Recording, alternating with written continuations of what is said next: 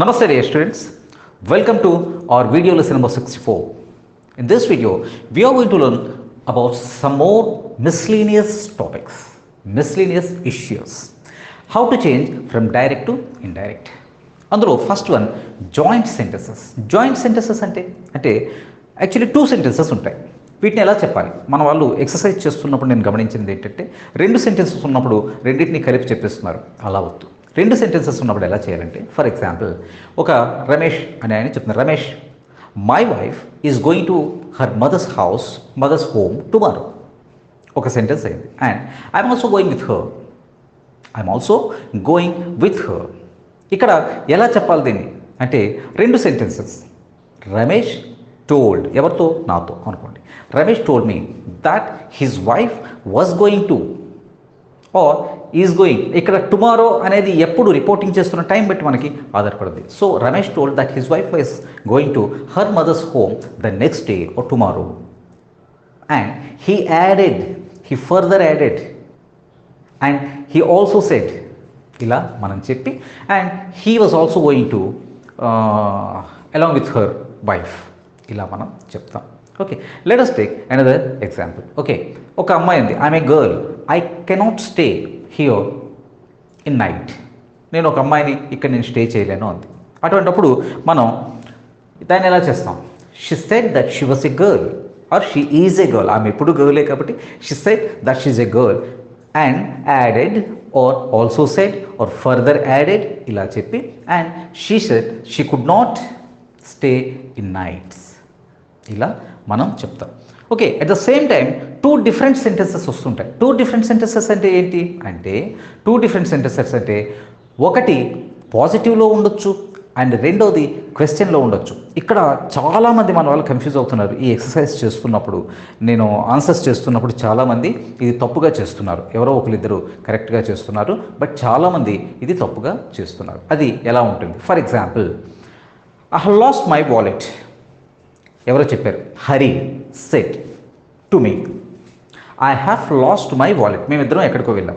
Okay, అక్కడ ఏమన్నారంటే ఇలా చూసి, I have lost my wallet, do you have any money? See here ఎవరో మనకు అడిగారు, వాట్ డిడ్ హరి సే అంటే, ఇప్పుడు మనం ఎలా చెప్పాలి? ఇక్కడ టూ డిఫరెంట్ సెంటెన్సెస్ ఉన్నాయి. ఒకటి పాజిటివ్లో ఉంది, రెండు అది క్వశ్చన్లో ఉంది. అంటే I have lost my wallet, that's okay, ఇది పాజిటివ్ సెంటెన్సెస్. అండ్ నెక్స్ట్ ఇమీడియట్గా క్వశ్చన్ ఉంది, do you have any money to pay the bill అన్నట్టు. అప్పుడు మనం ఎలా చెప్తాం? హరి టోల్డ్ మీ, ఎవరు అడిగారు, వాట్ డిడ్ హరి సే అంటే, Hari told me that he had last his wallet. ఇక్కడికి ఇది అయిపోయింది. Hari told me that he had last his wallet and asked. ఇక్కడ సెకండ్ది క్వశ్చన్గా ఉంది కాబట్టి అక్కడ మనం ఆస్క్డ్ అని యాడ్ చేయాలి. And he asked weather I had any money. Do you have any money? I have lost my wallet. Do you have any money? Ravi told he had. ఇక్కడ Ravi first sentence ఏంటి? told. Ravi told that he had lost his wallet and he asked me whether I had any money. ఇలా ఉండాలి. అంటే ఇక్కడ two సెంటెన్సెస్లో ఒకటి మనకి positive sentence అయితే సెకండ్ది మనకి క్వశ్చన్గా ఉంది. అటువంటప్పుడు మనం ఫస్ట్ హీ ఆస్క్డ్ అని యాడ్ చేయాలి. చాలా వరకు చేయట్లేదు చాలామంది. And my father said to me I'm going to office, where are you going? చూడండి, ఇది కూడా రెండు.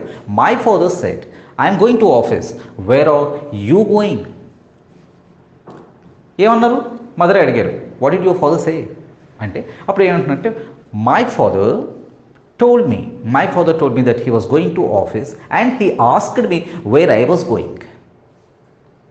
My father told me that he was going to office. ikkada oka part ayindi. Second, and he asked me where I was going.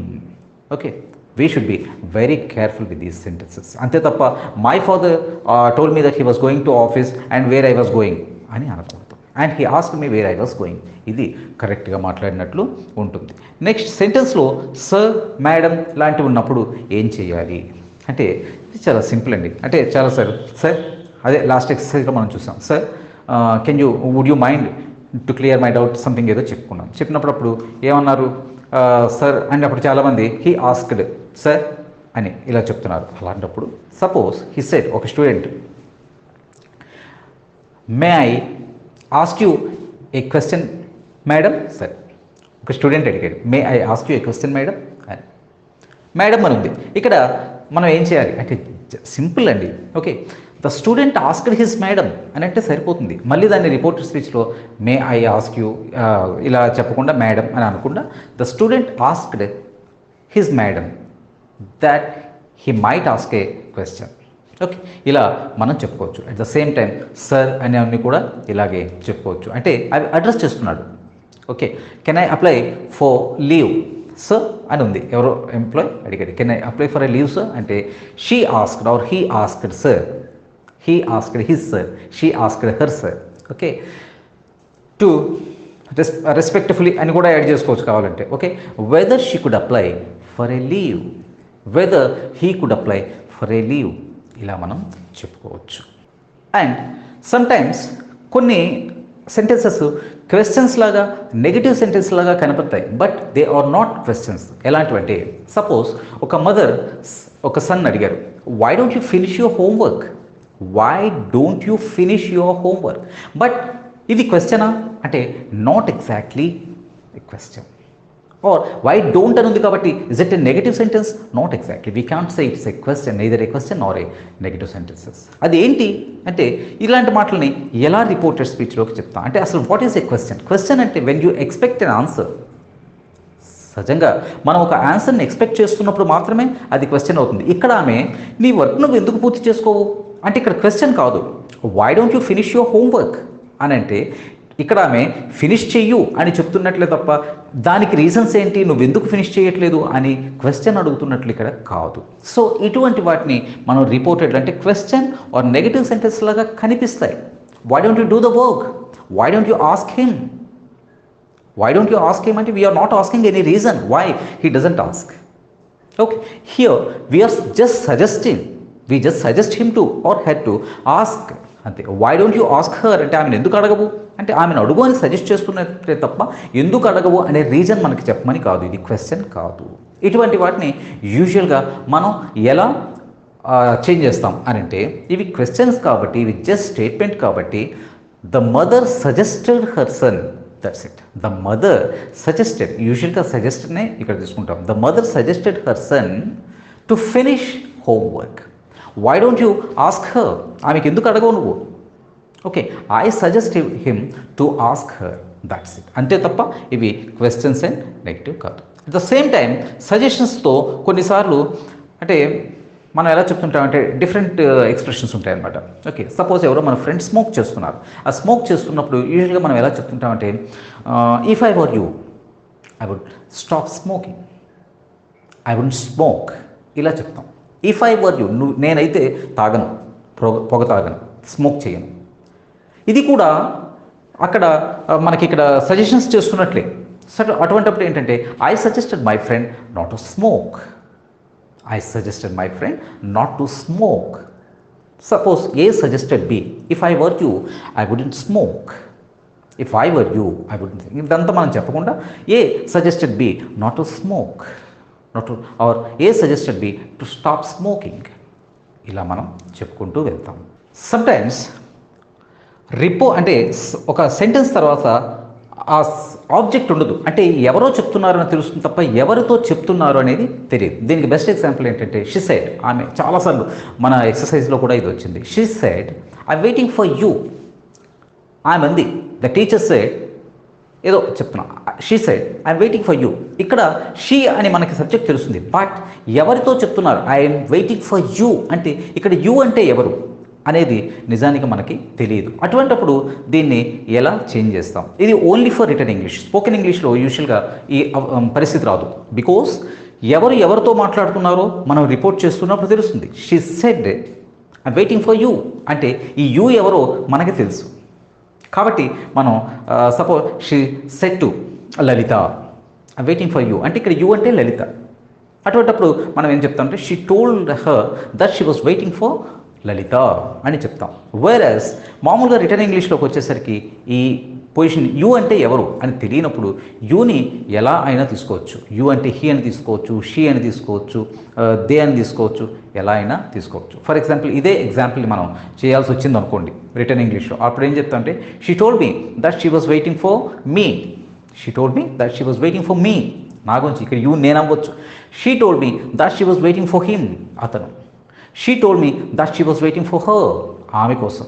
She told me that she was waiting for them.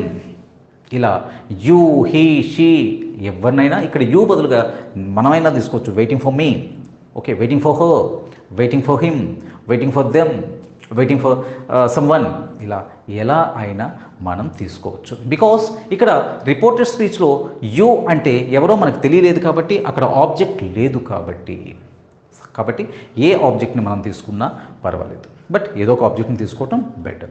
Next past continuous టెన్స్లో యూజువల్గా చాలామంది ఏం చేస్తుంటారంటే past continuous టెన్స్కి వచ్చేసరికి past perfect continuous టెన్స్గా మారుస్తుంటారు. But spoken ఇంగ్లీష్లోకి వచ్చేసరికి పాస్ట్ పర్ఫెక్ట్ కంటిన్యూస్ టెన్స్గా మనం మార్చాం. For example he said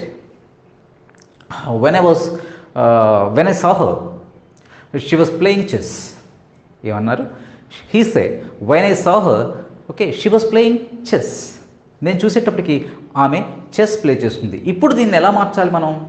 when I had seen her she had been playing chess అని మార్చాలి. నిజానికి ఇలా చెప్పరు ఇంగ్లీష్లో. యూజువల్గా ఇదే రిపోర్టర్ స్పీచ్లోకి చెప్పేసరికి he said that when he saw her she was playing chess అంటారు. when I went there she was cooking అంటే she said that when she went there she was cooking. ఇలా మనం మార్చేస్తాం. అంటే సింపుల్ పాస్ట్లో ఉన్నదాన్ని పాస్ట్ పర్ఫెక్ట్లోకి, పాస్ట్ కంటిన్యూస్ టెన్స్లో ఉన్నదాన్ని past perfect continuous టెన్స్లోకి మార్చకపోయినా అది ఒక అంటే రాంగ్ సెంటెన్స్, కరెక్ట్ కాదు అని ట్రీట్ చెయ్యరు. వెన్ ఐ కాల్డ్ హర్, నేను ఆమెకు ఫోన్ చేసేటప్పటికి she was watching TV. Reporter స్పీచ్లోకి వచ్చేసరికి ఎలా అవుతుందంటే ఐ టోల్డ్ హిమ్, లేకపోతే I told my friend that when I called her. చూడండి, సింపుల్ పాస్ట్ని మనం పాస్ట్ పర్ఫెక్ట్గా మార్చలేదు.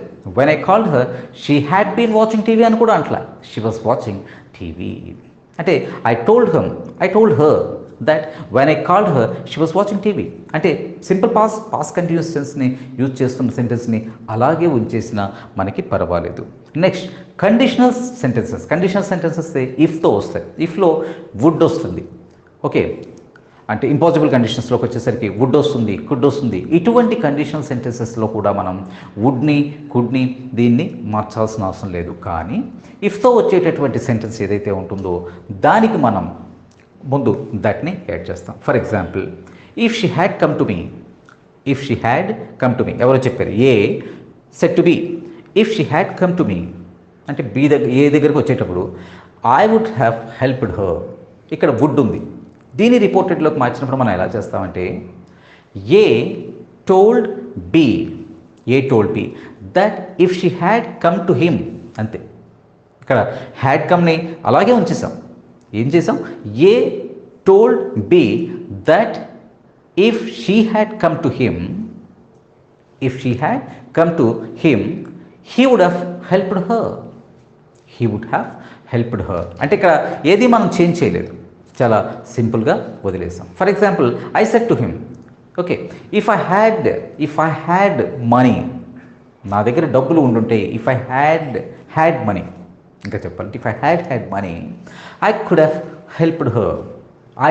Helped him. దీనిలో ఏం చేయాలి? ఏం అక్కర్లేదు. I told him that if I had money I could have helped her or him. అంటే ఇక్కడ ప్రొనౌన్స్ మాత్రమే చేంజ్ చేసాం.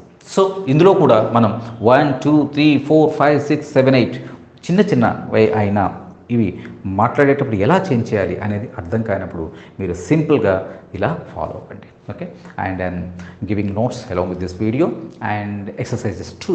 Okay, what all you have to do is just listen to the lesson and read the notes and keep everything in the brain and answer the exercise. Okay, thank you very much my dear students.